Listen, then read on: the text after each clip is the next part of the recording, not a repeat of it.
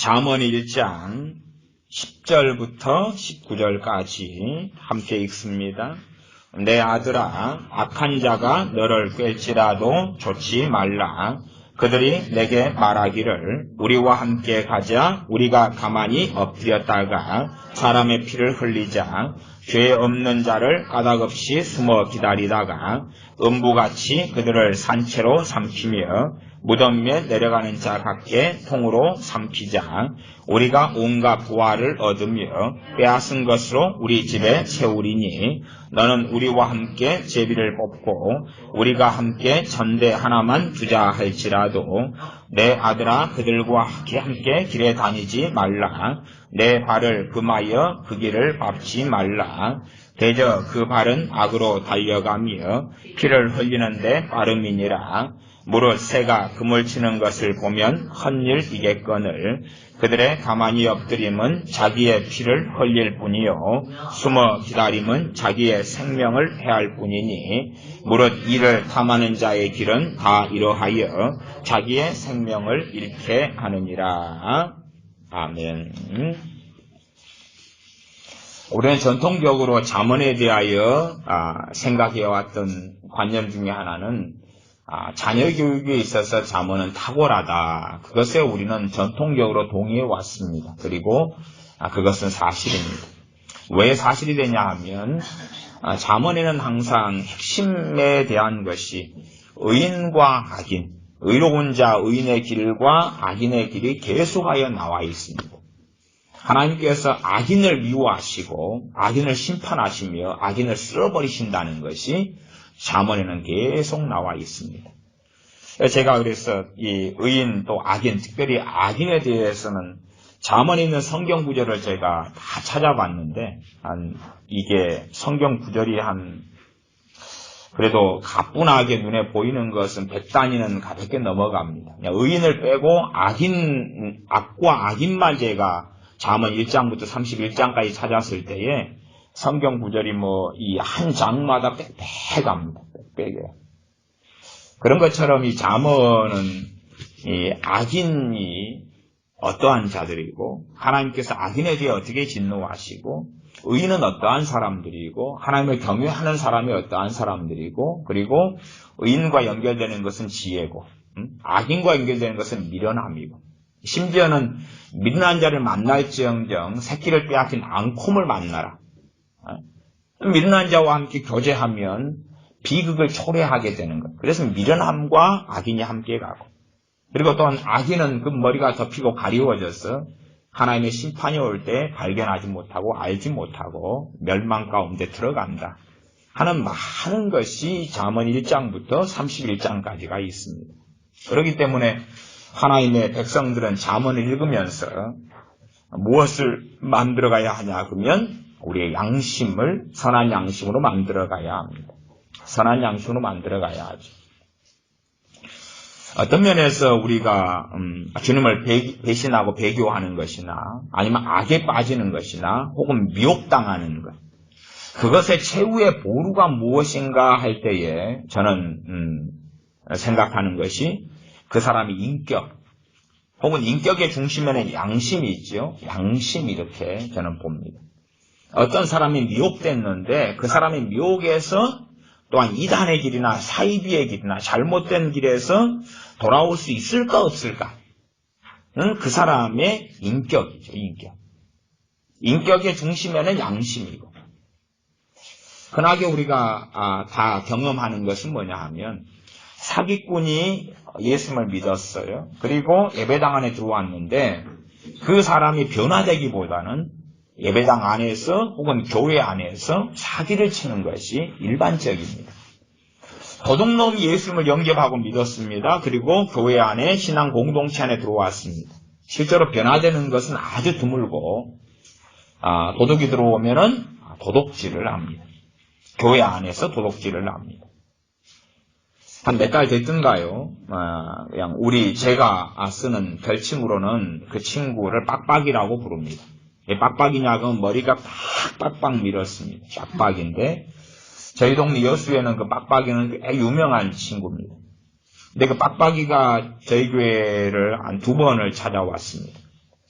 두 번을 찾아와서 자기의 삶을 이야기하는데 자기가 예수를 믿는 크리스찬이다. 그런데 교도소를 어떻게 들락거리고 폭행 사건을 어떻게 저지르고 그 다음에 어느 교회의 돈을 어떻게 사기쳤고 그리고 교회에 있는 물품들 컴퓨터나 이거 어떻게 도둑질했고 그런 것을 저한테 이야기하는 것이. 그러면서 나를 도와달라.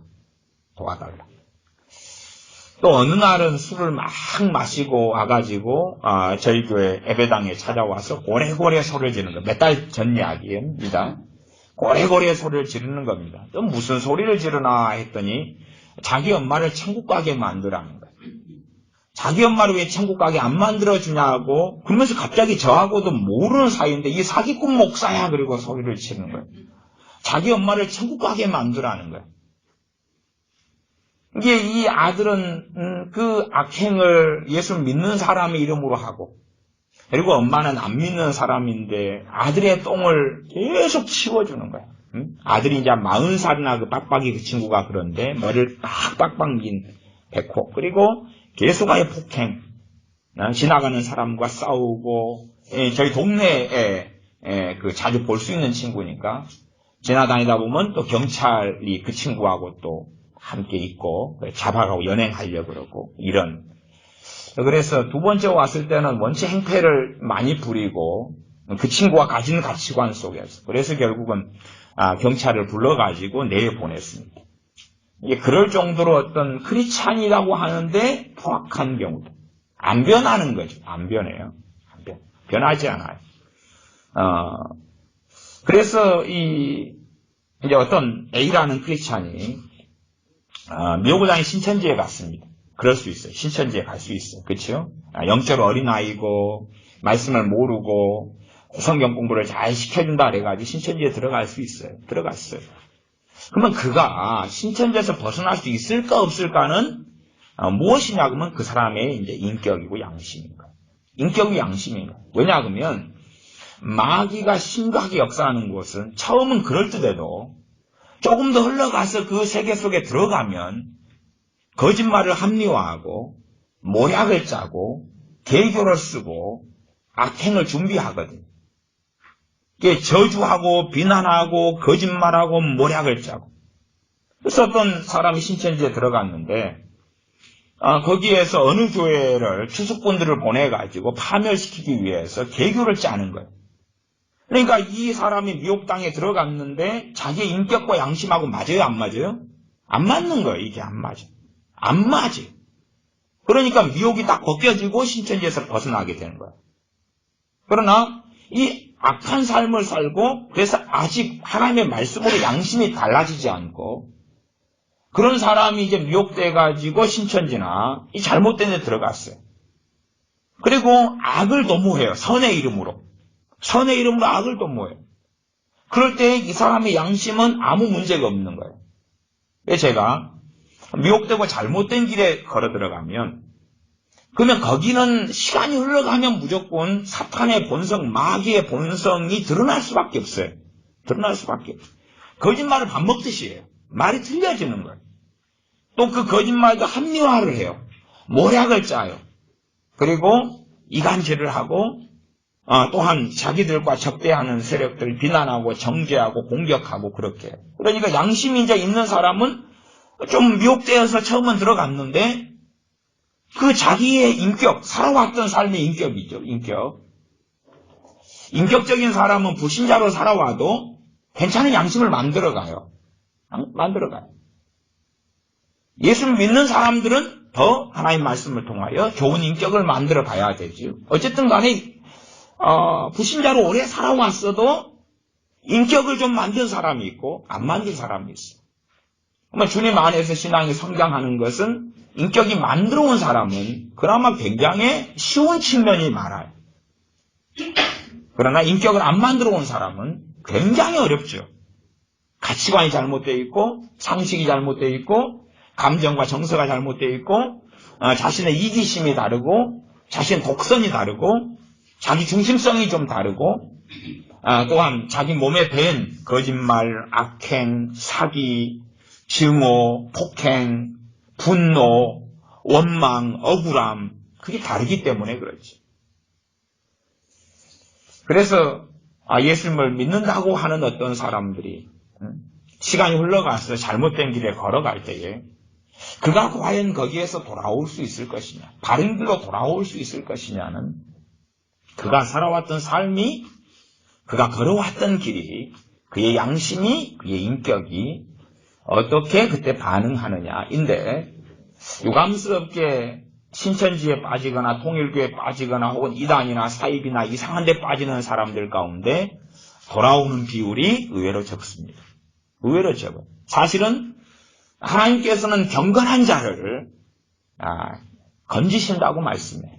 경건한 자들이 시험에 빠질 때에 건지신다고 말씀하고, 우리가 성경을 보시면 베드로 후서 3장 같은데 로세데아에서 그렇게 말씀하죠. 로세데아에서 또한 의로운 일을 하고 있는 의로운 노아에 대해서도 건지신다고 말씀해요. 불의에서 시험에서 건지시는 거죠. 그렇기 때문에 어떤 크리스찬이라고 하는 사람들이 어떤 미혹에 빠지고 이단에 빠지고 잘못된 길에 들어섰는데, 혹은 어떤 시험 속에 들어가는데 과연 하나님께서 그를 건지실까 그렇지 않을까? 는 그가 하나님 보실 때에 의로운 사람이냐, 경건한 사람이냐, 그렇지 않느냐가 결정되지. 그러지 그냥 간단하게 나는 크리스찬이기 때문에, 나는 예수님 믿는 사람이기 때문에 하나님께서 무조건 우리를 지키고 보호하셔야 돼, 말할 수 없죠. 왜냐하면 제가 지금 신약이나 구약이나 공통적인 것을 이야기하고, 구약은 너무 많이 말씀이 있는데 어리석은 사람들은 구약은 구약이고 신약은 신약이다 그러니까 제가 베드로후서 3장 같은 신약의 말씀을 증거로 세운 것이죠. 하나님께서 경건한 자를 시험에서 건지시는데 그 사람이 롯이었다. 그 의로운 심령이 소돔과 고모라 성에 있어서 상해 갔다 이야기하죠. 이 우리가 한국에 살면서 한국의 많은 사람들이 악해져 가는 것을 목격합니다. 많이 사람들이 악해져 가고, 아이들이 악해져 가고, 어른들이 악해져 가고, 청년들이 악해져 가고, 굉장히 많이 악해져 가요. 악이 범람하는 것을 보아요. 물론 우리가 이해관계 속에 들어가지 않을 때는 그것을 잘 모릅니다. 그냥 길 지나가는 상황에서는 그 악이 범람한 것을 모릅니다. 악이 범람하는 것을 몰라요. 예를 들어 제 친구는 택배 직원이 있습니다. 택배 직원은 악이 범람한 것을 많이 경험합니다. 왜냐하면 택배 직원하고 택배 물건을 배달하는 그 손님, 고객하고는 이해관계가 얽히거든요. 택배가 자기가 생각하는 것보다 좀 늦게 오거나, 그렇죠? 아니면 잘못된 물품이 오거나, 혹은 착불인데 택배 요금을 좀 500원 정도 더 받아갔다거나, 말하자면 택배 요금이 2,000원인데 2,500원을 받아간 거예요. 일반 요금이 2,500원 정도 되기 때문에 회사에 같은 데서 보낸 물품이, 그러니까 이제 제 친구가 착오를 해가지고 500원을 더 받아간 거예요. 그 500원 때문에 온갖 욕을, 모욕을 당하고 회사까지도 그 500원 때문에 전화하고 민원을 넣어버리고, 얼마 때문에요? 500원 때문에. 그런 악의적인 일은 너무나 많아서 헤아릴 수 없습니다. 그러니까 이해관계가 얽히지 않을 때는 그 사람의 악이 드러나지 않아요. 그러니까 이 사회가 과연 지금 소돔과 고모라 성의 상태가 됐느냐, 아니면 굉장히 좋은 상태가 됐느냐, 좋은 상태인가, 한국 사람들이 어떠한 수준의 악을 가지고 있는가는 이해관계가 얽혀봐야 돼요. 저야 여수에 있는 시장, 전통시장 근처에 살기 때문에 전통시장을 자주 지나다니는 길에 다닙니다. 그러면 장사하는 사람들이 손님과나 또 옆에 장사하는 사람과 이해관계가 얽히지 않을 때는 문제가 없으나, 지금 이제 약간은 봄날이 오기 때문에 파라솔을 지금 설치하고 있습니다. 파라솔. 물건이 채소 같은 시들지 않아야 되기 때문에 그늘 가리기를 하는데, 파라솔 가지고의 이해관계가 생깁니다. 파라솔 가지고. 왜? 내가 파라솔 설치할 자리를 너가 1cm 넘어왔다. 그 작은 이해관계 때문에 정말로 이루 헤아릴 수 없는 욕과 저주들을 하고 달려드는 것.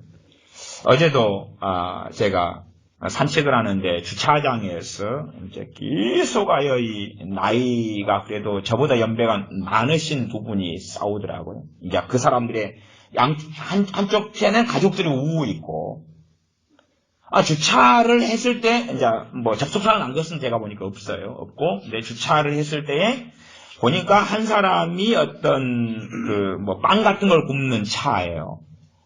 근데 그 장소 때문에 아마 그런가 뭔지는 잘 모르겠는데, 결국은 이제 주차 문제예요, 결국은. 주차 문제 때문에, 그것 때문에 계속하여 싸우는데, 막 폭언을 하고, 그렇게 해서 얼른 그걸 안 보려고 약간은 관심을 기울이다가 지나가죠. 지금 사람들이 얼마나 많은 이 악을 품고 있고, 이 악이 이해관계가 얽히지 않을 때는 드러나지 않은데, 이해관계가 얽히면 포악하게 드러나 버려요. 우리 교회에는 보험 설계사를 하셨던 분도 있고, 또 상담원 그런 걸 하는 사람도 있고, 뭐 그런 직장 직업이 있으니까 얼마나 고객이라는 이름 속에서 소위 말하면 갑질이 이루어지는지, 뭐 정말 재벌이고 아니면 높은 사람이 갑질을 하는 게 아니라 고객 그냥, 그리고 자기에게 뭔가 이롭게 하기 위해서. 보험이다 그러면은 그 보험에 드러났던 상품으로 인해서 자기가 암보험이다 그러면 암이 안 걸렸어요. 그리고 20년을 지냈어요. 그러니까 이제 내 보험료가 아까워요. 그래서 암보험을 넣게 한 설계사를 고소해버리는 거예요. 고소해버리는 거예요. 왜? 내가 보험 혜택을 못 받았다는 거죠. 그렇기 때문에 내가 걸리지도 않을 암을 너가 설득해가지고 넣게 한 거기 때문에 그에 대한 보상을 해라는 거예요. 그런 일과 비슷한 일들이 계속 벌어지고 있어요. 심지어는 교인들이나 심지어 목사님이나 사모님 같은 분들도 보험돈을 횡령하려고 골라먹으려고 깨병을 부리고, 우리 동네에는 병원이 많으니까 그중에 어떤 병원은 교인들이 깨병을 앓는 교인들이 집중적으로 입원하는 병원도 있어요. 교인들이 그냥 그 집중적으로 깨병을 앓는 교인들이 입원해 있어요. 그게 한 권사님, 한 집사님, 어떤 사람들이 깨병을 앓으면서 이거 돈 되더라.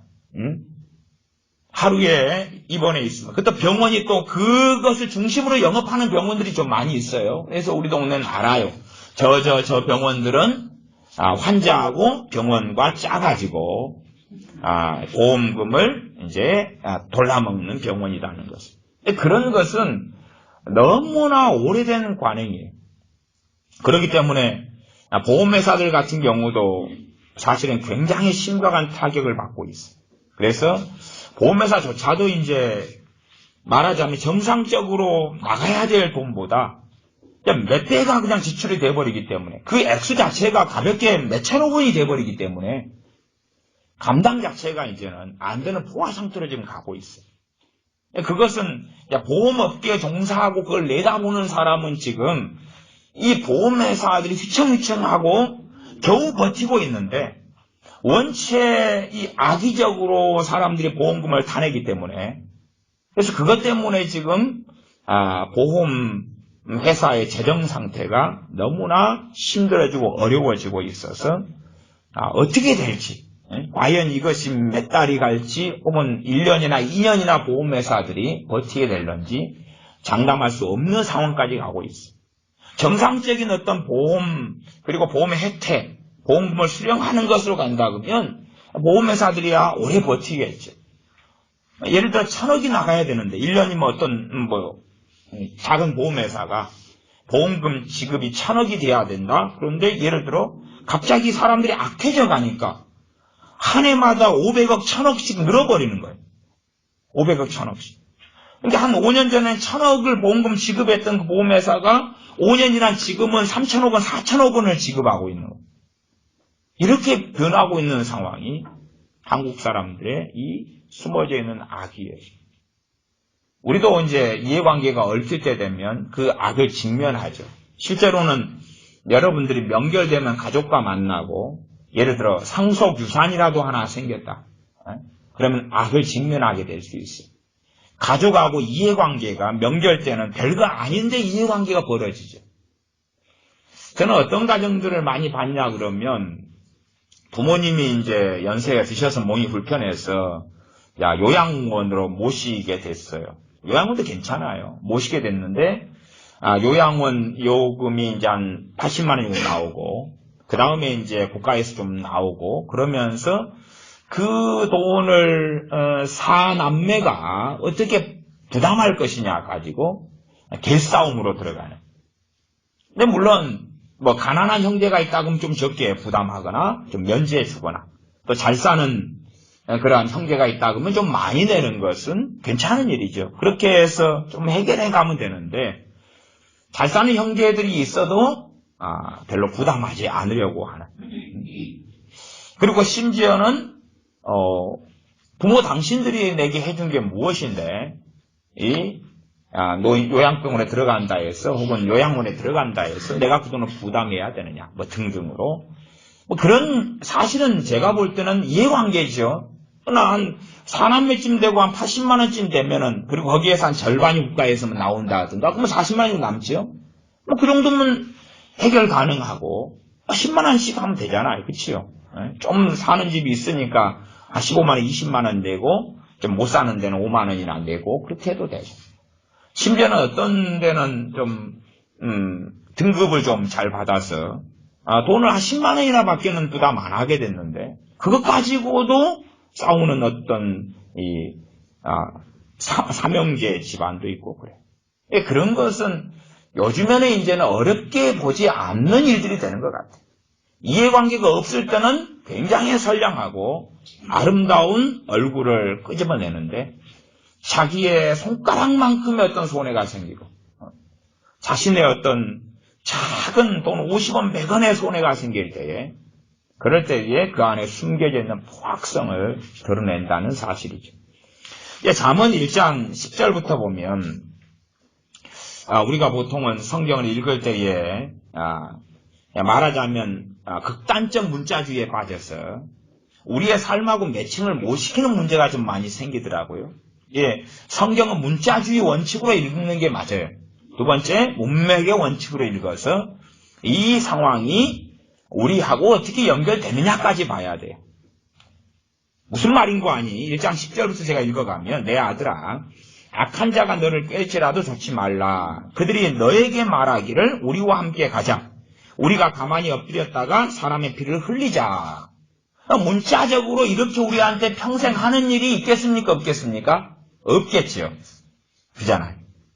어떤 악한 사람이 나타나가지고 물론 뭐 살인마 이런 사람이 아니면 뭐 조직폭력배 군다거나 마약하는 마약 뭐 공급처 뭐 그런 사람이라 할지라도 너가 와서 내게 와서 나의 마약 조직원으로서 마약을 판매해주라 이렇게는 말할지언정 그런 사람이 우리와 함께 가자 우리가 가만히 엎드렸다가 사람의 피를 흘리자 그렇게는 말 안 할 거 아니에요. 정확하게 이 단어를 그대로 문자적으로 쓰진 않을 거 아니에요. 그런 문자적인 건 아니다 그 말이에요. 그렇기 때문에 이 말씀의 의미를 파악해야 되는 그래서 악한 자가 너를 깰지라 좋지 말라. 그러면 일반적으로 악한 자의 꾀임에 넘어가는 것이 왜 그러느냐 그러면 악한 자가 악한 자로 보이지 않기 때문에 그렇지. 첫 번째 이유는 그래요. 악한 자가 악한 자로 보이지 않아요. 성경에 거짓 선지자가 꾀요. 그러면 거짓 선지자로 보여요? 참 선지자로 보여요? 참 선지자로 보이는 거예요. 거짓 선생들이 꾀요. 그러면 참 선생으로 보이는 거예요. 악한 자가 꾀요. 선량한 얼굴을 썼어요. 최소한 우리는 지금까지 대통령이나 국회의원 선거를 많이 해왔어요. 그리고 이제 이것저것 떠나서 국회의원들을 쭉 우리가 뽑든지 뽑지 않았든지 간에 뽑힌 국회의원들을 볼 때에 그 이력이나 그들의 삶이나 볼 때에 국회의원당 국회의원은 거의 없다는 것을 아마 우리나 대한민국 전 국민이 동의하는 것일 거예요. 뽑으려는데 뽑을 인간이 없고 뽑아놨더니 믿고 뽑아놨더니 이상하더라. 그러면은 그들이 결국은 그 국회의원들이 다시 말하면 많은 악한 국회의원들이 우리를 꿰었던 거죠. 우리는 선량한 일꾼이고 아름다운 일꾼이고 좋은 일꾼이라고 꿰었던 거죠. 그리고 이제 그들을 뽑아줘서 우리가 가진 국민의 주권을 위임해 준 거죠. 어떤 주권입니까? 입법권을 위임해 준 거죠. 그게 국민투표예요. 우리가 가진 입법의 권한을 우리 지역의 국회의원들을 뽑고 또한 당을 뽑음으로 당에 이제 우리가 뽑은 지역구 국회의원하고 그 다음에 비례대표제 당의 퍼센트에 따라서 그 당에서 임명한 사람들이 국회의원이 되는 거예요. 우리가 그렇게 한 거죠. 우리가 어떤 당을 볼 때는 아름답게 보이고 어떤 당은 덜 아름답게 보이거나 어쨌든 대부분은 악하게는 보지 않은 거죠. 사람도 그렇고. 그리고 선거라는 것은 그 게임에 유감스럽게 많은 경우가 넘어가는 거죠. 그리고 우리는 무책임하게 생각도 하고 그럼 무슨 상관인데 나는 나의 투표권을 행사했을 뿐이야 라고 하죠. 각 시대마다 그 나라의 정치 제도와 시스템이 있고 그리고 지금 현재 대한민국의 정치 제도와 시스템은 이것은 자유민주주의고 자유민주주의로서 주권은 국민에게 있고 그 국민의 주권은 기본적으로 투표를 통해서 참정권, 투표를 통해서 행해지는 것입니다. 대통령을 우리가 누구를 뽑았고 국회의원들에게 우리의 권한을 어떻게 투표를 통하여 위임했고 시장이나 도지사나 혹은 교육감이나 우리가 가진 주권과 권리를 위임한 거죠. 위임한 거. 위임해가지고 그들이 우리가 위임한 권세를 가지고 행하는 거죠. 그렇기 때문에 사실은 대한민국의 기본적으로는 과반수 이상이라거나 가장 많은 득표자거나 그럴 때 그 사람은 자기가 위임받은 권세를 행사할 수 있게 되고 그가 추구하는 악의 길이 있다면 결국은 우리가 그 선택을 한 것이죠. 심지어 어떤 국회의원이 51%의 표를 받고 어떤 사람은 49%를 받아서 51%의 받은 사람이 악인이고 우리는 49%를 찍었다 그래도 결국은 대한민국에 살기 때문에 우리가 뽑은 것이 됩니다. 대통령이든 국회의원이든 도지사든 교육감이든 아니 시장이든 그리고 그에 대한 결과의 책임을 우리가 져야 한다는 것이죠. 그래서 실제로 악한 자가 꿰는 일들은 실제로 비일비재하게 벌어지지만 우리가 볼 때는 악한 자가 꿰는 것으로 안 보는 것이 아주 많다는 사실이에요. 그러니까 성경이 우리에게 현실적으로 다가오는 게 아니라 문자적으로 이런 사건이 벌어져야지 이게 된다라고 착각을 하고 있는 거예요. 그러니까 성경의 해석이나 성경의 이해를 우리가 너무 잘 못하는 경우가 생기죠. 그들이 내게 말하기를 우리와 함께 가자. 11절 우리가 가만히 엎드렸다가 사람의 피를 흘리자. 죄 없는 자를 까닭없이 숨어 기다리다가 음부같이 그들을 산채로 삼키며 무덤에 내려가는 자 같게 통으로 삼키자. 13절 우리가 온갖 부활을 얻으며 빼앗은 것을 우리 집에 채우리니 너는 우리와 함께 제비를 뽑고 우리와 함께 전대 하나만 두자. 그렇게 말했다. 이게 무슨 상황이죠? 첫째는 공산주의입니다. 이게 공산주의입니다. 이게 공산주의는 뭡니까? 부르주아를 잡아서 휘청시키고 부르주아가 가진 재산을 프롤레타리아 서민들이 노동자 계급이 농민 계급이 나눠 가지자는 것. 이것입니다. 이것입니다. 그렇게 생각하지 않나요? 성경을 이렇게 자세히 잘 이해하고 보셔야 돼요. 그렇지 않니 공산주의 사상을 가졌다는 것은 우리가 어떤 기업가가 있는데 기업가가 어마어마한 돈을 많이 번 기업가가 있다. 그러면 기업가라고 해서 악이 아니라 어떤 돈을 많이 번 기업가가 있는데 그가 불법을 자행하고 악을 자행하고 탈세를 하고 범죄 행위를 하면서 어마어마하게 그 돈을 벌었다면 법으로 그 기업가를 처벌해야 됩니다. 그러나 어떤 기업가는 지혜롭고 상술이 좋았어요. 그래서 돈을 많이 벌었다면 그 기업가는 악이 아닙니다. 악이 아니에요.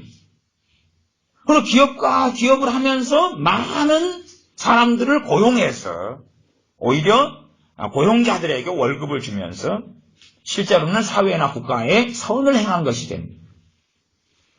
그러나 이 공산주의 사상에 의하면 돈을 많이 가진 자들은 다 악으로 매도됩니다. 그리고 그들이 가진 것을 우리는 강탈하자. 우리는 강탈해서 빼앗자. 그렇기 때문에 공산주의가 어느 사회에 팽배하게 될 때에 몇 가지 껍질을 뒤집어 쓰고 있는데 겉으로 공산주의를 표방하지는 않습니다. 껍질을 뭘로 뒤집어 쓰고 있냐 그러면 서민, 노동자, 농민의 껍질을 쓰고 있습니다. 서민, 노동자, 농민. 소외된 자. 왜요? 노동자, 농민, 소외된 자가 의인입니까? 의인이 아닙니까? 의인일 수 없어요. 의인일 수 있지만 다시 말하면 서민이기 때문에 의롭다는 건 아니다 그 말이에요. 서민인데 악할 수도 있고 의로울 수도 있어요. 부유한데 의로울 수도 있고 악할 수도 있는 거예요. 서민인데 조금의 재산, 100만 원밖에 없는데도 약탈한 재산일 수 있는 거예요. 도둑질한 재산일 수 있는 거예요. 아주 100억이 있는데 1000억이 있는데 바르게 번 돈일 수 있는 거예요. 그런데 이 공산주의 사상은 프롤레타리아 계급, 가난한 사람들, 서민들, 농민들을 의로운 반열로 집어넣어 버립니다. 그래서 대한민국 많은 국민들은 자신들을 이제는 서민이라고 주장합니다. 왜요? 서민이 의로운 자들이니까. 서민이다 우리는. 우리는 서민이다. 또 대기업체의 어떤 노조에 속해 있는 사람들, 소위 강경노조, 그리고 평균 임금 1억 혹은 7천 8천만 원 그렇게 받는 사람들이 주장하기를 나는 서민이다 그러는 것이. 나는 서민이다. 대부분 노조가, 대한민국의 대부분 노조가 행하는 이 악의와 폭동과 또한 사업주들과의 싸움, 거기에는 악이 동원됩니다. 일반적으로 우리가 알 수 있는 것은 그들이 노력하고 수고한 것보다 더 많이 원합니다. 더 많이 원해요. 자기가 노동하고 수고한 것만큼을 받기 위하여 노조가 만들어지는 것은 괜찮은 거예요. 내가 수고한 것이 200만 원인데 사업주가 100만 원밖에 안 줘요. 노조가 필요해요. 내가 수고한 게 200만 원인데 300만 원을 받기 위해 노조를 결성하는 것은 악이에요. 이게 동일하게 노조가 있는데 과연 저 노조가 무엇을 원하느냐예요. GM 사태가 벌어져서 GM 군산 공장이 철수하기로 했고 또 어디가 또 철수설이 돌고 그렇게 하는 중입니다. 그러면 GM 군산 공장이다 그러면 GM은 계속하여 매년 적자를 보고 있어요. 적자 누적 자체가 조 단위가 넘어가니까 우리의 상상을 불허하는 액수에 계속 회사는 적자를 보고 있는데 노조는 그나마 공장 가동급 브레이크를 걸고 그리고 성과금, 상여금을 계속 달라 그러고 받아오고 온갖 혜택을 다 복지를 다 누려오고 있다 그 말이에요. 그러면 도대체 그것이 선이겠느냐. 그래서 이 대한민국은 도둑질에 너무 익숙해요. 이 강탈에 말하자면 피를 흘리자. 전대 하나만 가지고 가서 피를 흘리자. 우리가 노조를 결성하고 그리고 싸워서 우리의 권리를 찾자. 그렇지만 그 권리는 자기들 멋대로 하고 노력하지 않고 수고하지 않은 것을 획득하고 빼앗으려는 권리인 거예요. 그런 것이 만연해 있는 거죠. 대한민국 안에 아주 만연해 있는 거예요. 문제는 세상 사람들의 그 악에 대한 이야기를 떠나서 문제는 하나님의 백성들이 그 악에 많이 동참하고 있다는 사실이죠. 그리고 그 악에 동참하면 자기에게 떨어지는 콩고물이 있는 거예요. 이름만 올려도 되고 한번 가서 손만 좀 흔들어도 되고 빨간띠 한번 두르고 결사투쟁 외치면 되거든. 아니면 그 악에 동참을 안 하면 피해를 봐요. 피해를 봐요. 제재를 받고 심지어 직장에 쫓겨날 수도 있어요. 그렇기 때문에 그 악에 동참을 하는 거예요. 그것은 정말 악이 아닌가요? 악이지요. 이 잠언 1장 10절부터 벌어지는 하나님의 말씀이 대한민국을 사실은 장악하고 있는 거죠. 더불어민주당에서는 추미애 대표가 그런 이야기를 했죠. 토지를 국유화하자. 중국처럼. 또 헨리 조지를 하고 있어요. 토지에 대한 책을 많이 쓰고, 저도 헨리 조지 책을 좀 많이 봤어요. 저도 봤어요. 10년 토지제도.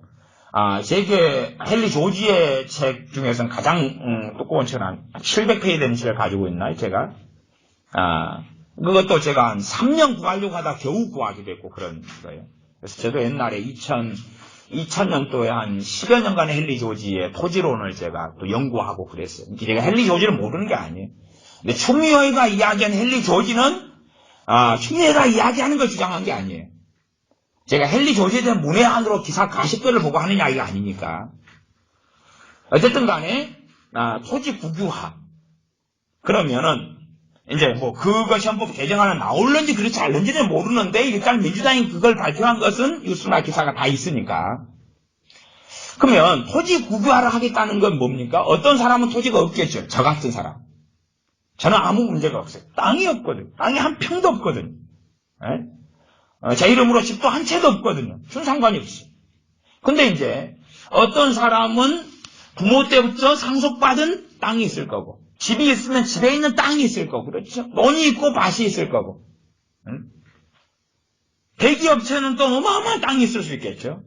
투기한 사람도 많은 땅이 있을 거고, 국유화를 해가지고, 그래, 그 다음에 이제, 공평하게 임대를 해주는 거죠. 공평하게. 그러면 일단은 누가 유리하죠? 저 같은 사람. 그잖아요. 땅 한 평도 없는 저 같은 사람, 땅을 다 모아가지고, 오치 200만 명 쫙 나눠가지니까 몇 평 돌아올 거 아니에요. 그렇잖아요. 또 거기에 또 한몫 참여해서 또 데모라도 한번 해주면은 몇 평 더 줄 수도 있고. 그렇다면 저는 악에 참여하는 거예요. 왜? 제가 수고하지 않고 노력하지 않는 다른 사람이 수고하고 노력했던 것을 제가 빼앗는 것입니다. 그래서 공산주의는 악인 거예요. 내가 수고하지 않고 노력하지 않는 것을. 복지도 마찬가지입니다. 어느 정도까지의 복지는 악이 아니고 선에 속할 수 있어요. 그러나 그 선을 넘어가는 어떤 복지는 악입니다. 왜 그렇습니까? 복지라는 것은, 국가의 정책의 복지라는 것은 세금을 통해서 이루어지는 거예요. 그러면 세금은 누가 냅니까? 안 냅니까? 내는 거예요. 그 다음에 복지 혜택을 많이 받는 사람들이 세금을 대다수 내는 사람들일까요? 안 내는 사람들일까요? 안 내는 사람들입니다. 우리나라 같은 경우는 세금을 내는 사람 일부가 세금을 냅니다. 한 50% 정도인가요? 나머지는 물론 우리가 물건을 살 때 10% 이런 것이 내지만은 그거 말고 넌 거의 세금을 안 내는 사람들 대한민국에는 상당한 다수가 삽니다. 그리고 복지의 대상들은 대부분 세금을 제대로 내지 않는 사람들. 그러니까 일단은 월급을 받아서 월급의 세금 떼지는 사람들은 정말로 대한민국 국민으로서 충분한 자격을 가진 사람들. 그렇지만 유감스럽게 서민이라고 일컬어진 대부분의 사람들에 속한 사람들은 국가에 세금을 내지는 않아요. 그리고 이제 자기가 수고하지 않는 그것을 복지 정책을 통해서 받고 누리려고 하는 거예요.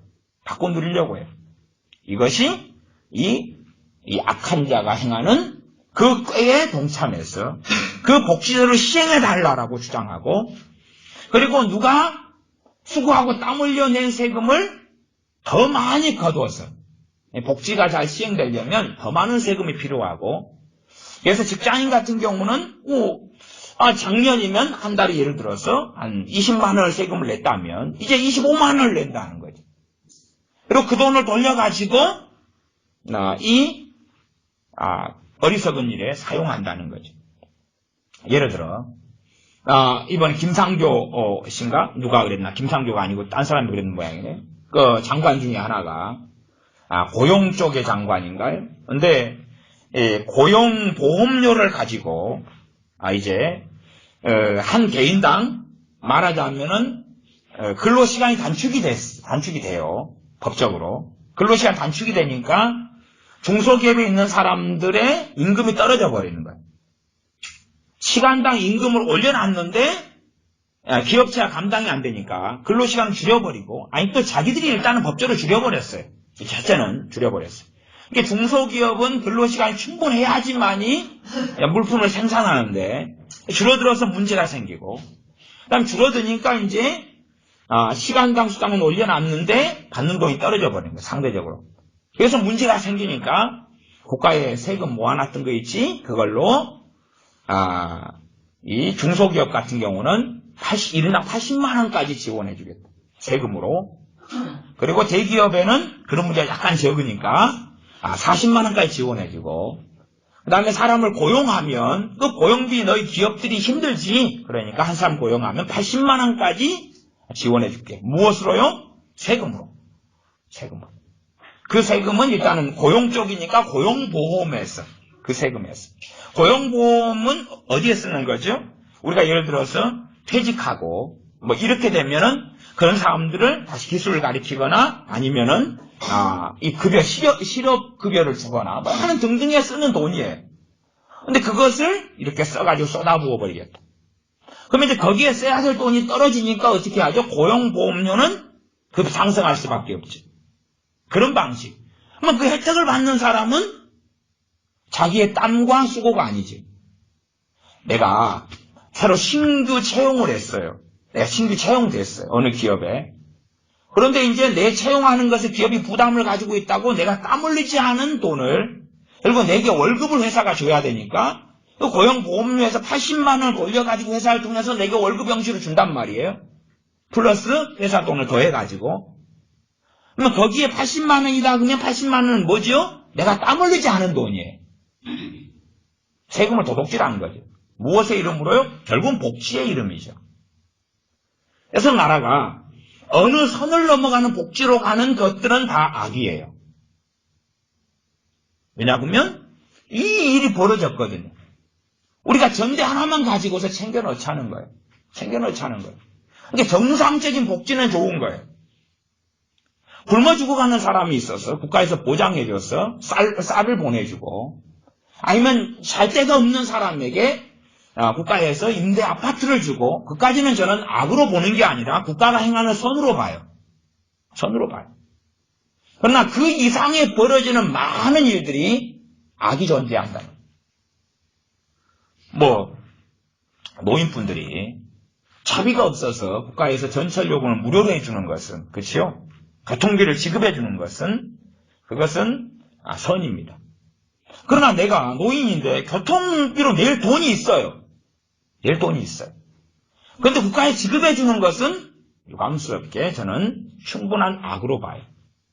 왜? 땀 흘리지 않고 수고하지 않고 누군가의 세금을 내가 국가가 빼앗아가지고 내게 돌려주는 거거든. 그렇기 때문에 그렇게 내가 전철 요금을 낼 수 있는데 그 요금을 내게 지불해 주어서 한다면 우리는 그렇죠. 그런 정책을 시행해 주는 사람들을 찍어주고 뽑아주겠지. 왜? 내게 이로우니까. 그러면서 나는 악하지 않다고 생각하는데 이미 내 마음은 악으로 돌아서 가지고 가고 있는 거예요. 지금 여러분의 눈에 그런 상황이 이 잠언 1장 10절부터의 말씀의 상황이라고 여러분의 눈에 보이셔야 돼요. 그게 보이셔야 돼요. 그래서 서구 유럽 같은 경우에 복지 국가들이 다 무너져 버린 거예요. 왜? 복지를 계속 쏟아부어 주니까. 그 쏟아붓는 건 뭐죠? 누군가의 세금이에요.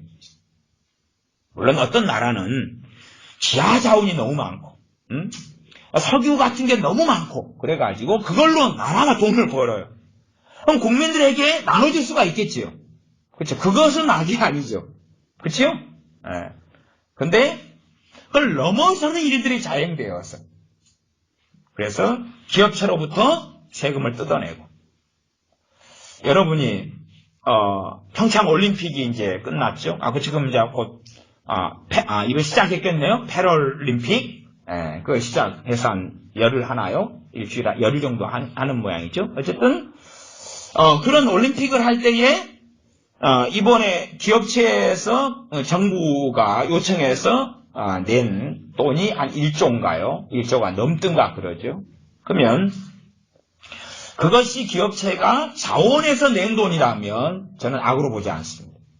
그러나 정부의 핍박으로 해서 그 돈을 냈다면 그건 악이고, 그 다음에 이제 그 평창올림픽에 참여한 손님들이 지금 그 1조 이상의 기업이 낸 돈을 가지고 혜택을 봤어요? 안 봤어요? 혜택을 본 바가 있다 그 말이에요. 결국은 혜택을 본 바가 있다 그 말이에요. 그러면은 인정하지 않을는지 몰라도 악에 동참하고 참여하는 길을 걷는 거죠. 더군다나 국민의 여론이 저 대기업체들이 1조 이상 그렇게 돈을 낸 것이 적어 혹은 내야 돼 라고 어떤 여론을 조장하고 일으켰다면 그것은 악 속에 들어간 것이죠. 그런 일들이 유감스럽게 대한민국 안에는 너무 많은 거고, 그럼 우리가 기대하는 것도 어떤 거냐 그러면 꽁돈을 기대하고 원하는 거예요. 꽁돈을 기대하고 원하는 거예요. 뭐 극단적으로 대한민국 사람들 길 막고 물어봤어요. 당시 국민연금을 안 넣고 가입도 안 하고 돈도 안 넣었는데 너 나이를 65세, 70세 돼가지고 연금 받게 해주겠다면 이 악에 물들지 않은 사람은 no, 아닙니다. 아니에요. 나는 내가 낸 돈이 없어요.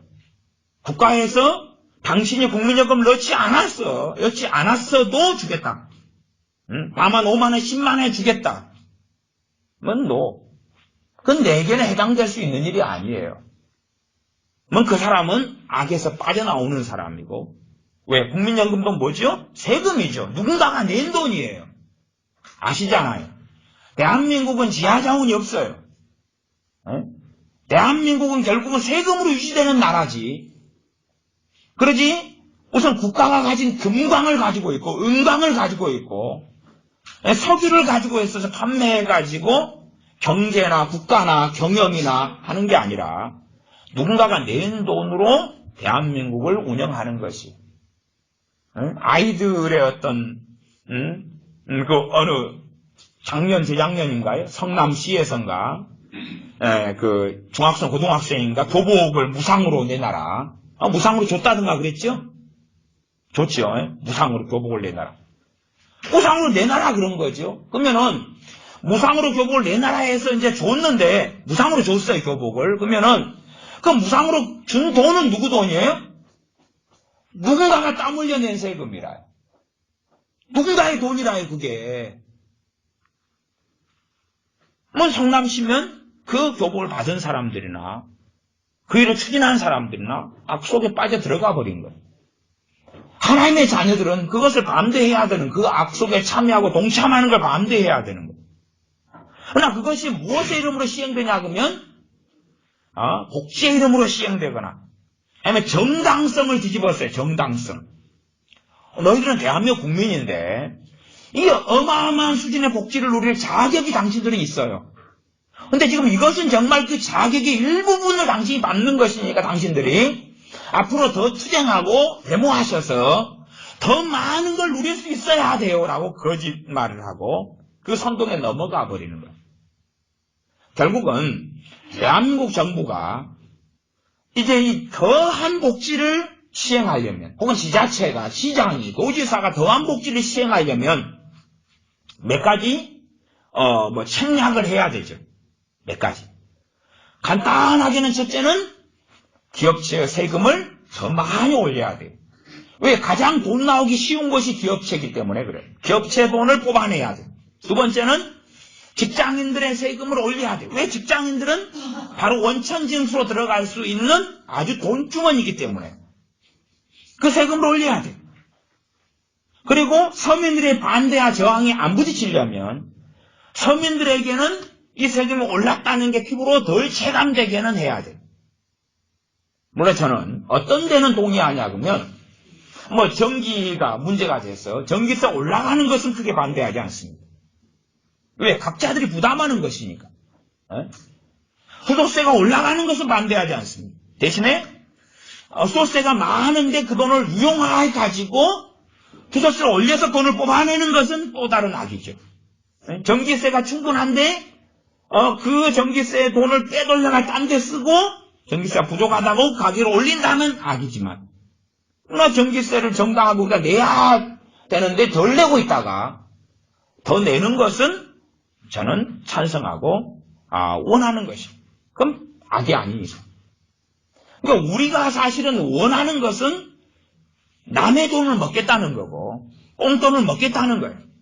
그게 복지죠. 복지라는 이름으로 시행되고 인권이라는 이름으로 시행돼요. 인권이라는 것은 무조건 연약한 자, 약한 자, 소수 인권. 그 뭔가를 돌봐야 되는 그 사람들에게는 손에 물을 하나 묻히지 않고도 모든 혜택을 다 주어야 한다는 것이. 그들이 누리는 건 뭐죠? 그래서 복지국가란 생존에 필요한 것을 제공해 주는 것이 복지국가예요. 다시 말하면 생존에 필요한 걸 제공해 주는 것. 생존이 아닌 복지에 필요한 걸 제공해 주는 것은 선을 넘어간 거예요. 생존과 복지는 다른 거예요. 생존과 복지는 다른 거예요. 생존에 필요한 것을 국가는 제공해주고 우리가 세금을 내서 그렇게 생존할 수 없는 사람을 우리의 세금을 통해서라도 생존하게 해줘야 돼. 그게 복지국가예요. 근데 생존 이상을 넘어서서 누리기 위하여, 더 많은 걸 누리기 위하여 공급하는 시스템으로 국가가 간다면 그것은 악으로 치달아가는 건데, 껍질은 복지국가의 껍질을 쓰고 있다 그 말이에요.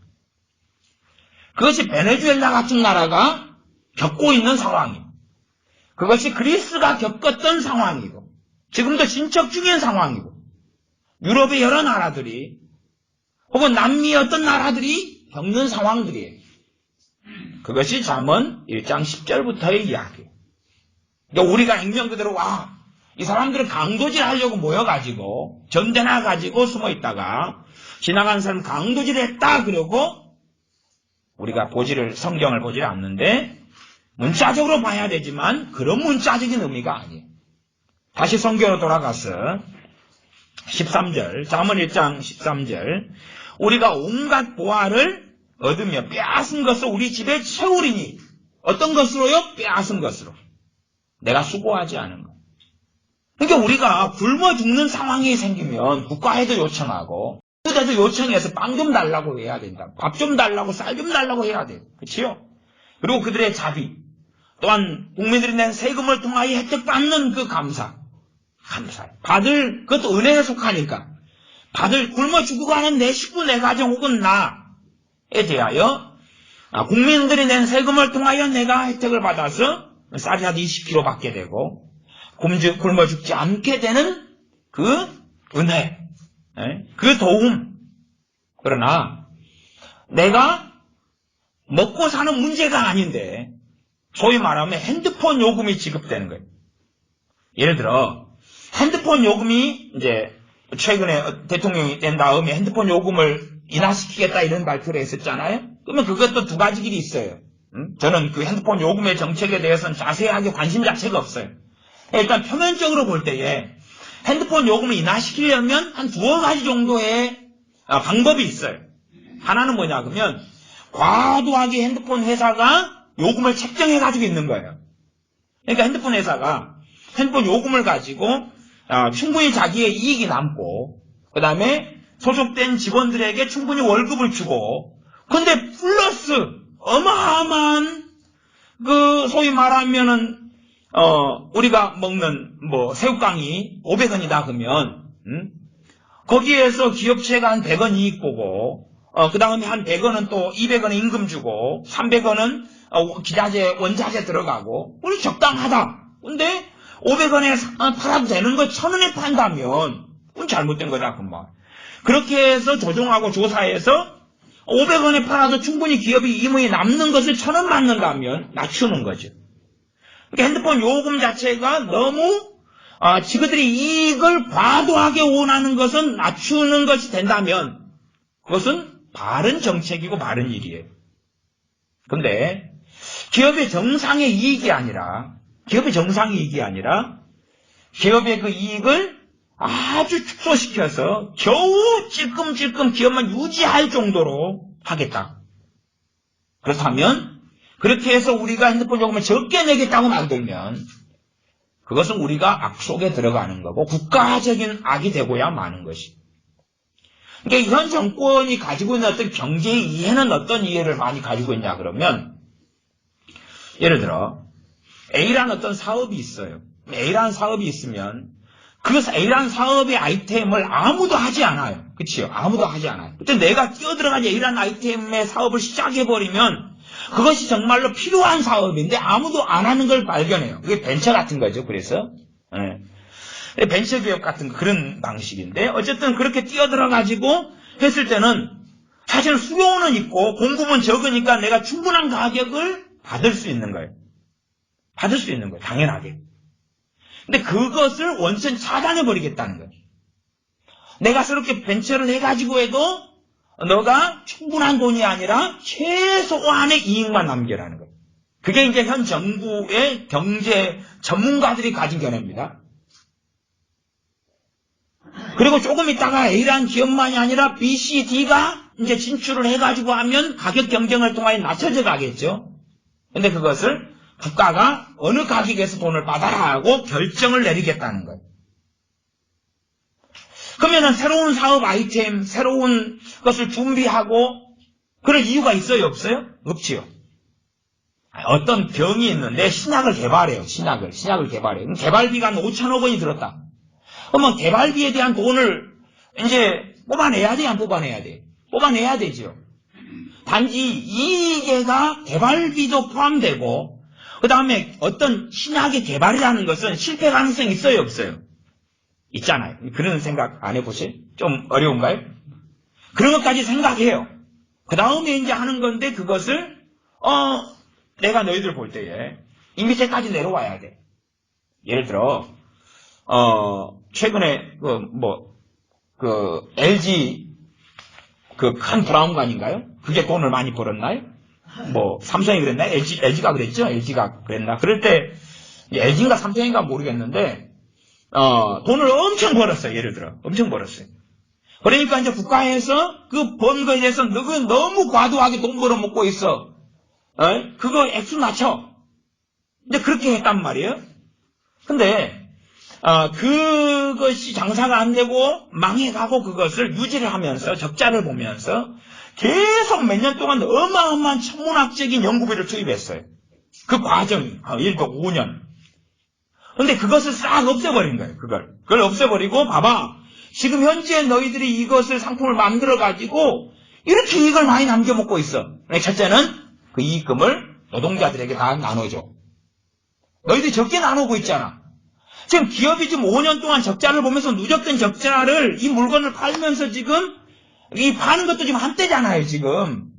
그래가지고 그걸 메꿔야 되는데 그거 다 떼내고 그 다음에 너희들이 이익금 상당히 많이 남으니까 노동자들 지금보다 인센티브 더 주고 더 많이 줘. 그 다음에 가격도 낮춰. 그것이 이제 현 정부가 가지고 있는 어떤 경제에 대한 생각이거든요. 부담스럽게 현 자문 1장에 보면 악으로 치달아가는 방식이에요. 악으로 치달아가는 거예요. 그러니까 상대방이 했던 바른 노력에 대한 결실을 못 얻게 하는 거예요. 못 얻게 하고 강탈하겠다는 거예요. 강탈해가지고 노조에게 노동자에게 주겠다는 거죠. 그러면은 새로운 사업을 준비하고 모험을 하고 투자를 하고 그런 것이 의미가 없어져요. 그것도 사실은 투자된 돈에 속하는 거예요. 내가 5년을 시간을 보내고 노력하고 알고 준비하고 그것도 다 투자된 돈이에요. 그것까지 계산해가지고 물건값에서 그것을 채워 넣을 수 있도록 해주는 것이 정상적인 것이죠. 성경을 좀 더 읽어보면 13절로 돌아가서 우리가 온갖 보화를 얻으며 빼앗은 것으로 우리 집에 채우리니 너는 우리와 함께 제비를 뽑고 우리와 함께 전대 하나만 두자. 수고하지 마라. 수고할 필요가 없어. 빼앗아 채우면 돼. 빼앗아 채우면 돼. 그래서 한국인들은 전반적으로 이제 기업과 재벌의 돈을 빼앗아 오려고 그래. 지금 국민들이 원하는 건 그거죠. 재벌 너희들 비자금 있잖아, 내놔. 재벌이 가진 돈은 비자금도 있겠죠. 있을 거예요. 그러니까 비축된 돈이 있는 거예요. 비축된 돈도 겉으로 드러난 돈이 있고 숨겨진 돈도 있을 거 아니에요. 그러면 이번에 평창올림픽에 1조를 막 이제 어떤 방식으로 끄집어냈든지 간에, 그러면 지금 기업이 가지고 있는 돈에서 끄집어낸 거죠. 그 천문학적인 돈을. 그러면 기업이라는 것은 시장 유동성 때문에 항상 예비금을 가지고 있어야 돼. A라는 상품이 이제 망해져 가면 B라는 상품을 개발해야 되고 만들어내야 돼요. 아니면 어느 나라에 공장이 있는데 그것이 안 돌아가고 안 되면 다 B라는 곳으로 또 옮겨야 되고 설비도 다 바꿔야 되고, 그러니까 준비금이 있어야 돼. 항상 새로운 사업을 시작하기 위해서 천문학적인 돈이 필요하고. 근데 그것을 내놔라는 거예요. 그걸 내놔라는 거예요. 명분은 여러 가지죠. 그것을 불법적으로 너희가 쓰는 돈이잖아. 준비금이 뭐가 필요해? 내놔. 그건 내놔. 이제 그 돈을 빼앗아내려는 거예요. 그 돈을. 기업체가 준비금으로 가지고 있는 것. 신규 사업이나 아니면 갱신이나 여러 이유로. 심지어는 한 회사가 문 닫으면 퇴직금 같은 걸 어마어마하게 준비해내야 되죠. 그럴 때 쓸 수도 있죠. 그걸 내놔. 그래서 일반적으로는 기업 준비금을 많이 가지고 있다가 결국 그 회사가 잘 안 되면은 이걸로 이제 보상을 해줘야 되죠. 그렇게 해야 되는데 그런 방식보다는 준비금 있으니까 회사가 좀 망해가더라도 이 돈 쏟아부어 가지고 그래가지고 이 돈이 다 떨어질 때까지 유지를 해. 다 떨어지고 나면 보상 어떻게 해야 돼? 그건 너희 사유재산 팔아가지고 해. 기업가 너희들. 이런 방식이 이제 대한민국에 통용되고 있는 거예요. 그러니까 우리들은 우리와 함께 전대 하나만 두자 그러는 거죠. 전대 하나만 두자. 우리가 뽑은 국회의원들이, 우리가 뽑은 대통령이 이제 그 방식을 원하는 거죠. 전대 하나만 두자. 국민 여러분, 서민 여러분, 전대 하나만 두십시오. 그러면 그 전대에 돈을 채워주겠습니다. 그 전대에 돈을 채워주겠습니다. 그리고 세상 사람이 아멘해도 천만명의 기독교인은 그런 방식은 아멘하면 안 되는 거예요. 왜? 악속에 들어가고 그런 말씀이 잠언 1장부터 31장까지 가득하거든요. 가득하거든요. 가득해서 제가 일단은 잠언 1장으로 시작을 한 거예요. 1장으로. 왜? 하나님께서 1장을 먼저 두신 이유가 있으니까 이런 말씀이 2장도 있고 3장도 있고 4장도 있고 5장도 있고 6장도 있고 그 다음에 7장은 좀 찾기가 어려워요. 8장, 9장 계속 있어요. 10장 같은 것도 어마어마하게 많고 계속 그렇게 이어져 가는데 우리는 무관심한 거죠. 하나님께서 보시는 관점에 무관심한 거죠. 투자할지라도 15절 내 아들아 그들과 함께 길에 다니지 말라. 그들과 함께 길에 다니지 말라. 북한이 원하는 것도 무엇이죠? 북한이 정상적인 국가 형태를 가지면 그들은 지금보다 훨씬 더 잘 먹고 잘 삽니다. 그러나 북한이 원하는 것은 뭐냐면 약탈 경제를 원합니다. 북한은 모든 돈을 무기 산업으로 쏟아였습니다. 무기 산업으로 쏟아였습니다. 그리고 돈을 내놔.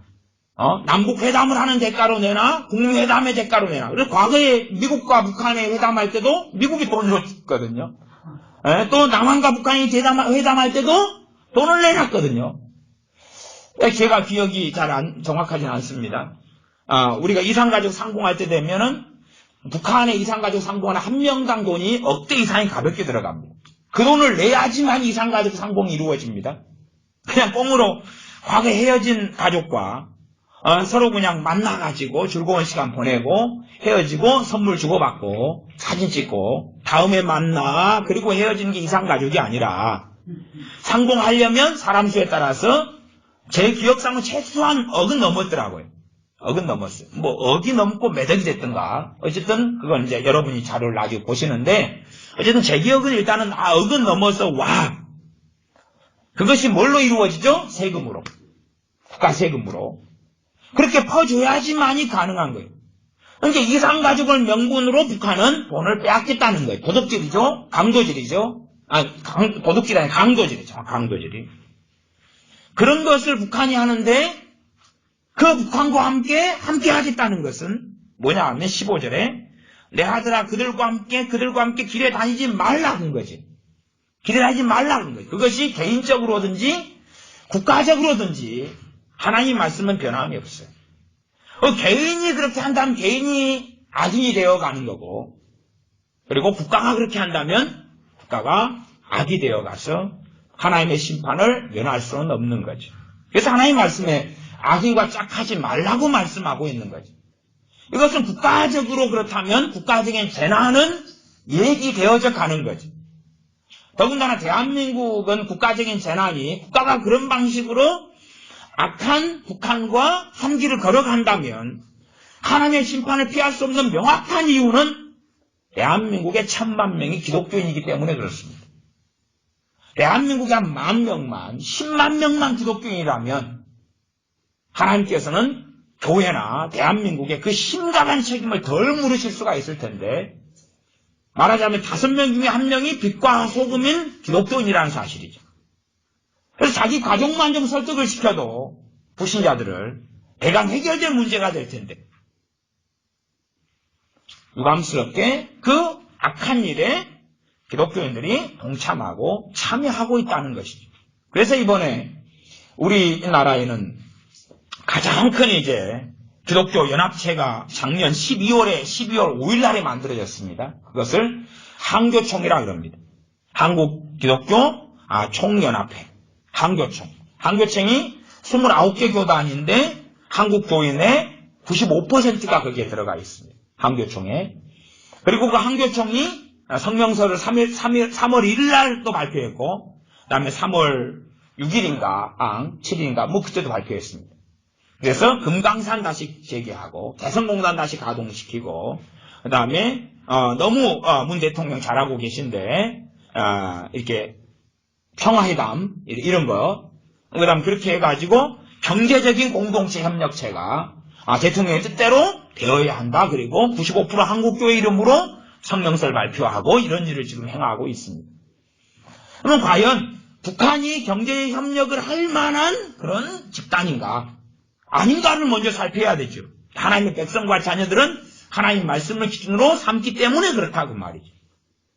그들이 핵무기를 내려놓고 정말 정상적인 경제 시스템으로 돌아가고 강제 수용소에 있는 수십만 명을 풀어주고 그렇게 해서 소위 진짜 인권, 진짜 북한의 인권, 진짜 인권, 가짜 인권 말고 복지라는 이름으로 자행되는 악이 아니라 진짜 인권, 북한의 진짜 인권을 생각하고 그렇게 한다면 정상적인 대한민국의 교회라면 북한에 요구해야 되는 것은 먼저 북한의 인권인 거예요.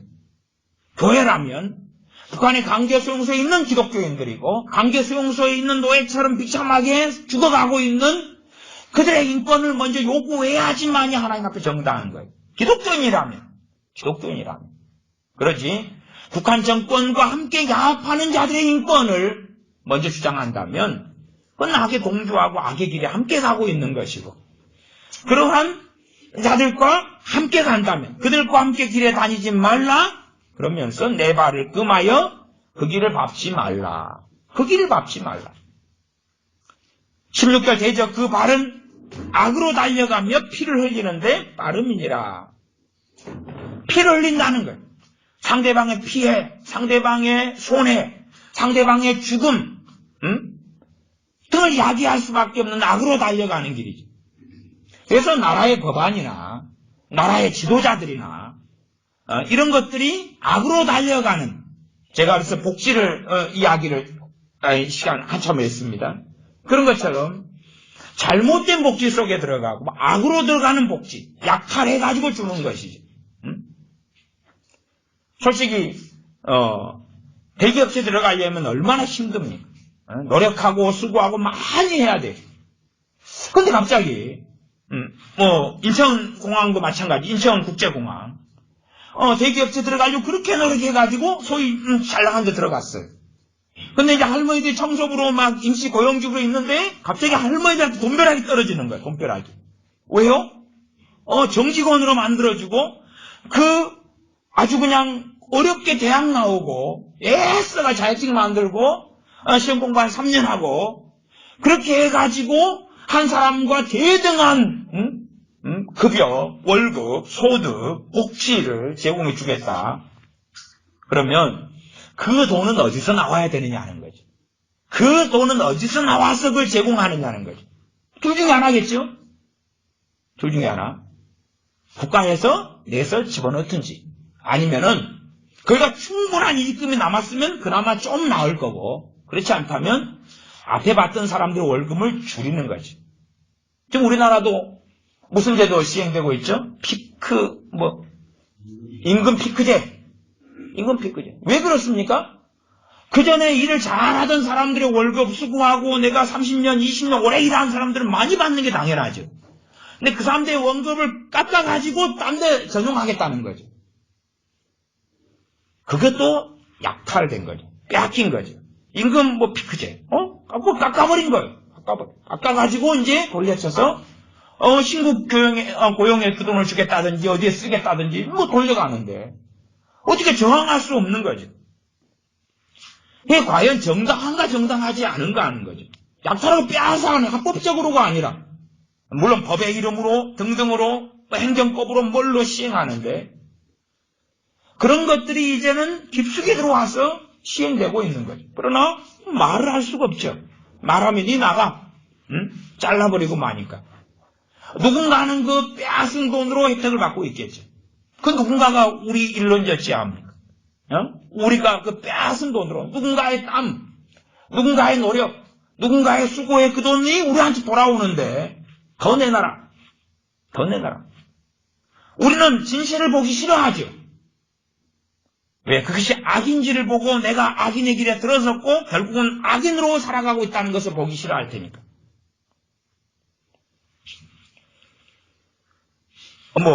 그걸 감사하게 저는 작년에 임플란트를 2개를 했는데 제가 임플란트를 한 다음에 임플란트가 이제 의료보험이 됐든가 그래요. 50%인가 지금 된다면서요. 그죠? 그것이 서민들 없는 사람들에게 시행되는 건 저는 너무 환영할 만한 일이에요. 그러나 모든 사람에게 시행되는 것은 악이에요. 왜요? 그 돈이 의료보험 제도로 들어와서 있는 사람들이 50% 혜택 받는다면 임플란트가 그렇다면 그것도 누군가의 세금일 테니까. 누군가가 빼앗긴 돈일 테니까. 정당하게 빼앗긴 건 세금이고 정당하지 않게 빼앗긴 것은 그건 약탈된 돈이죠. 그러니까 우리가 쓰고 있는 세금을 쓰고 있는 많은 돈 가운데 합법적으로 물론 하나님 앞에는 불법입니다만은 법망을 이용한 합법으로 그렇게 해서 빼앗은 돈들이 풀어주고 있다는 사실이죠. 그것이 이제 나라 이름으로 시행되고 있다면 그 나라가 악으로 치달아가고 있고 악 속에 들어가 있다는 것은 당연한 일이 되죠. 그렇기 때문에 정말로 크리스찬들이라면 어떤 복지제도는 찬성해야 되지만 그렇죠? 정말 진짜 서민, 그렇지? 진짜 서민. 아버지가 암으로 돌아가시고 소년, 소녀 가장이 있어요. 시행돼야 되고 도와줘야 되고 신자 학원비도 줘야 되고. 그래도 과거에 고아원과 연결 지었을 때는 그 고아원 자주 방문하고 만나고 그러면 아이들 사정을 들어보면 참 복잡한 아이들이 많아. 그래서 이제 고아원들에게는 이제 우리가 그 후원해주는 돈이 이제 국가에서 나온 돈 말고 그 돈이 애들 복지에 쓰여요. 학원비, 학원을 보내야 되니까. 저는 그건 굉장히 찬성해요. 그래서 후원해서 학원을 가도록 하는 거예요. 학원을 다녀야 될 거 아니에요. 다닐 수 있으면 중학교 때 영어 학원도 좀 다니고 더 걔네들은 만약 비빌 언덕이 없으니까 그 실력을 연마하고 준비할 기회를 줘야 되니까 저는 그런 목적의 찬성이다 그 말이에요. 또 그런 우리의 후원도 저는 찬성하고. 그러나 어떠한 복지의 시행은 강탈한 돈이 되어서 잘못된 복지의 시행은 우리가 당장 혜택을 받는다 할지라도 반대해야 하지 않는 거예요. 그게 크리스찬의 양심이에요. 크리스찬의 양심. 그러나 악해져 가면 그 양심 자체가 없는 거죠. 내가 그냥 당장 10만원 받다가 20만원 준다니까 좋은 거예요. 20만원 받다가 30만원 꽁돈 받게 되면 좋은 거예요. 그리고 그것이 어디서 나오는 줄로 생각 자체를 하지 않고 심지어는 더 악해지면 더 달라고 할 수 있다고, 더 달라고 할 수 있다는 거예요. 저도, 그 생활보호 대상자, 들을 대상으로 이렇게 전도를 3년을 했습니다. 3년을. 생활보호 대상자, 요즘에는 기초생활수급자라 그러죠. 기초생활수급자. 이제 그 사람들 모여 사는 서민 아파트가 있어요. 주공 아파트 주로 이런 거. 거기가 이제 많은 동이 있는데, 거기를 다니면서 이제 한 3년 전도 할 때는 저희 교회 안에 거기 사람들이 많이 다녔어요. 거기 사람들이 많이 다녔어요. 그러니까 제가 자주 그런 아파트들 다니고 신방하니까 그 사람들의 내밀한 사정을 그냥 봐요. 근데 그 사람들은 기본적으로 두 가지예요. 두 가지. 술, 노름. 술, 노름. 두 가지로 시간을 보냅니다. 술과 노름으로. 그리고 직장은 안 가죠. 일단은 법은 바뀌어져야 돼. 왜 그러냐면 직장을 가지면 그 서민 아파트에서 나가. 그리고 지원금 안 줘요. 아니 직장을 가진다 해서 갑자기 집을 장만할 돈이 생기는 건 아니잖아요. 유예기간을 둬야 되고. 직장이 생긴다 해서 일단은 후원금 직장 자체가 금방 그만둘 수 있는 직장도 있고 여러 가지 복잡한 사정이. 근데 어쨌든 간에 그들 입장에서는 직장을 가지는 것보다 그렇게 계속하여 국가에서 보조금을 받고 사는 것이 편한 거예요. 또 충분히 생활이 가능하고. 그래서 일반적으로 그 사람들이 하는 것이 이제 새롭게 돈이 들어오면은 그걸로 빚 갚기. 술 잔뜩 갖다 먹었고 그래서 돈이 들어오면 그걸로 바로 빚 갚고 그때부터 외상시장. 그래서 그 주변에 있는 세탁소, 슈퍼마켓, 과일가게, 정육점은 이제 외상값 받으러 다니기 바쁘고, 그리고 다시 외상 주기 시작하고. 그 사람들은 전혀 아무렇지도 않은 거예요. 그리고 그들이 원하는 건 뭐냐 그러면 보조금을 더 줘야 된다. 돈을 국가에서 더 줘야 된다. 그리고 원하고 데모하고 그 정책을 하는 사람들을 뽑아서 국회의원 삼고 시장 삼는 것, 그들이 원하는 것. 그러니까 제가 보면서 정말로 이 서민, 기초생활수급자로 모여있는데 정말 어떤 악의 집단을 보는 것 같아요. 악의 집단을 보는 것 같아요. 저한테 악한 일을 행한 건 없는데 그들이 원하는 것은 악의 집단인가. 그래서 복음을 전하고 예수님을 영접했다가 금방 세상 돌아가는 거예요. 하나님 말씀이 뿌리내리고 하나님을 경외하는 것하고는 아무 관심이 없어요. 아무 관심이 없어요. 또한 그 배어있던 그 악의 속성에서 쉽게 풀려나거나 벗어나지도 않는 거죠. 조금 더 성경을 읽겠습니다. 발을 금하여 15절 하반절 그 길을 밟지 말라 대저 그 발은 악으로 달려가며 피를 흘리는데 빠름이니라. 17절 무릇 새가 그물 치는 것을 보면 헛일리겠거늘. 18절 그들의 가만히 엎드림은 자기의 피를 흘릴 뿐이요 숨어 기다림은 자기의 생명을 해할 뿐이니 이것은 반드시 이 악에 대한 하나님의 심판이 있다는 것입니다. 이 땅에서는 악인의 형통도 있고 이 땅에서는 의인이 받아야 될 열매를 악인이 받기도 하고 그건 전도서도 나왔습니다. 악인이 받아야 될 열매를 의인이 받기도 하고 그러한 헛된 일들이 이 땅에서는 벌어진다.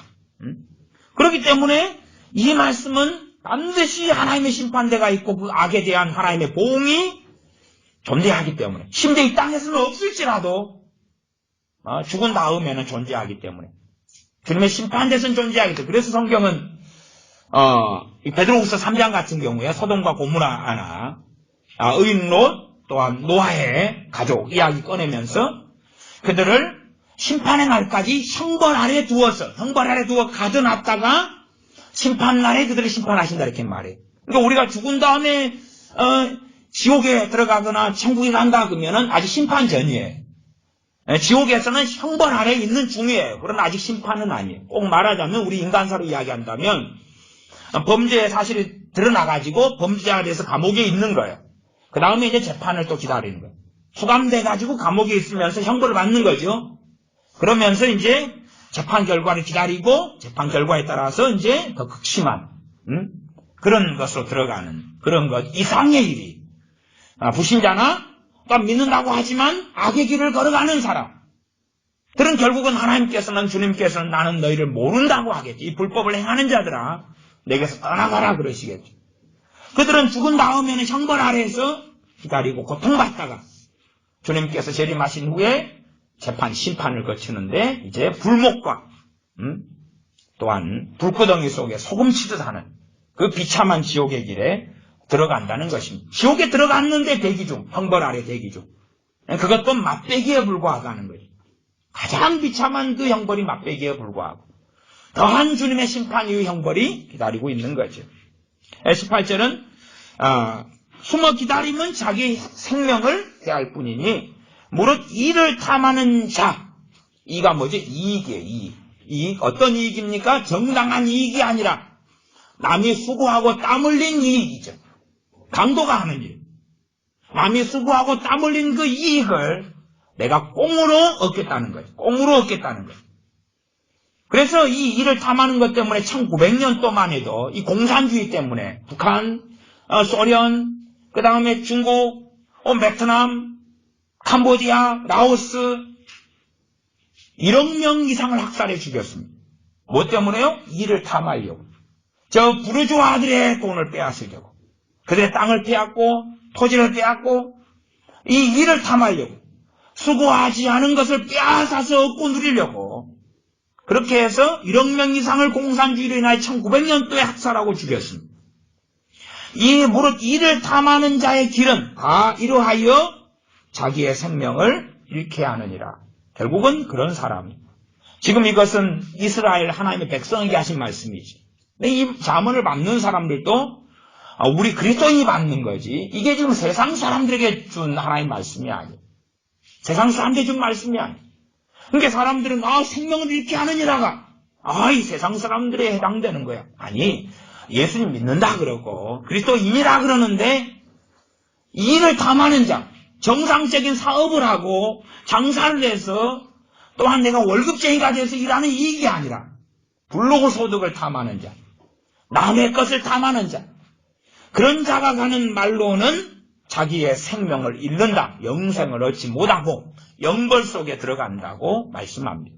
그렇기 때문에 잠언을 우리의 자녀들이 열심히 읽고 살필 때에 그것을 보지 못한다면, 심지어 우리 그리스도인들이 하나님께서 악인들에 대하여 어떻게 하시는가를 살피지 못한다면, 그리고 복음의 시대니까 악인으로 살아도 구원받아 믿는다고 영접기도만 하면 하는 망상을 떤다면 정말 참담한 일이 될 것입니다.